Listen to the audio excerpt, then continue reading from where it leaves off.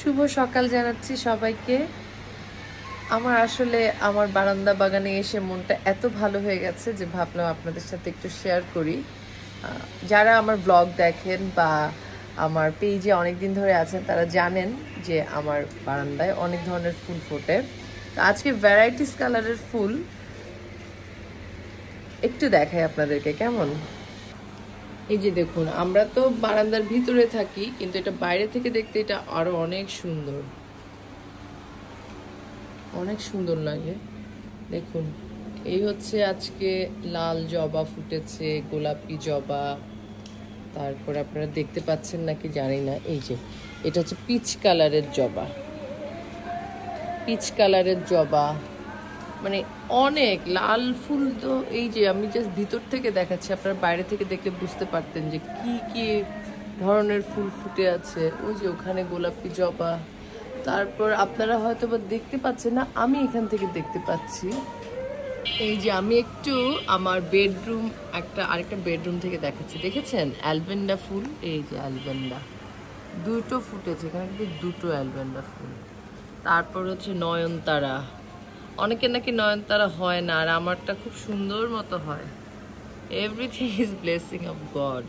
আমি মনে করি যে সৃষ্টিকর্তার ইশারা ছাড়া কিছুই সম্ভব হতো না, এবং আমি এটা বিশ্বাস করি যে যেই ঘরে সুন্দর ফুল, এমন রঙিন ফুল ফুটে, সেই ঘরে সুন্দর স্পিরিট থাকে, ভালো ভালো শক্তিগুলো থাকে। আপনি বলুন, সকালবেলা যদি এমন দেখি, মানে কেমন লাগে? এটা একটা স্বর্গীয় অনুভূতি হয় না? সকাল থেকে আবার ঝিরিঝিরি বৃষ্টি। আমি আরেকটা বারান্দায় এসেছি, ওই যে দেখেন নীল অপরাজিতা, দেখতে পাচ্ছেন? এই যে নীল অপরাজিতা, নীল অপরাজিতা ফুটেছে এই বারান্দায়। তারপরে এই বারান্দায় কিছু নয়নতারাও আছে, ওই যে নয়নতারা, আরো অনেক কিছু আছে।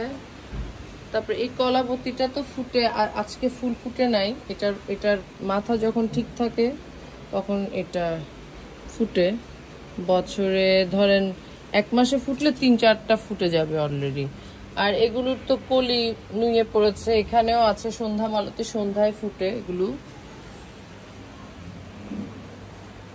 এই যে আমি দেখাচ্ছি আমার ওখান থেকে, আমার এই বারান্দা থেকে এই ভিউটা দেখাচ্ছি, অনেক গোলাপি জবা দেখা যাচ্ছে।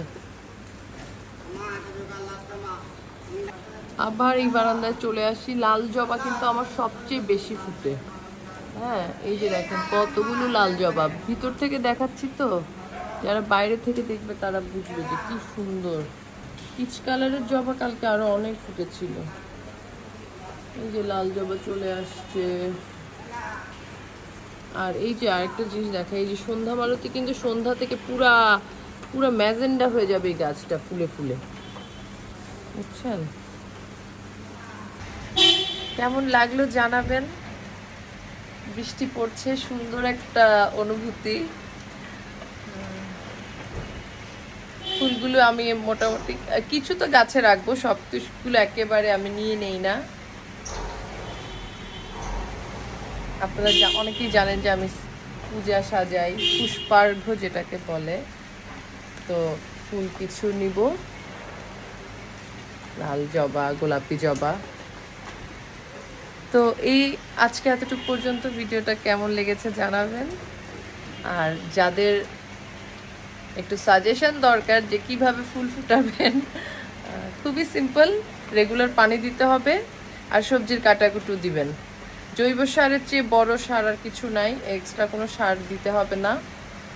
আর আমার হাজবেন্ড গাছ খুব পছন্দ করে, তো ও মোটামুটি যত্ন নেয়। যত্ন মানে কি ওই অতটুকুই, আমরা একটু আগাছা পরিষ্কার করে দিই, মাটি পিটোপিট করে দিই, আর জৈব সার ব্যবহার করি।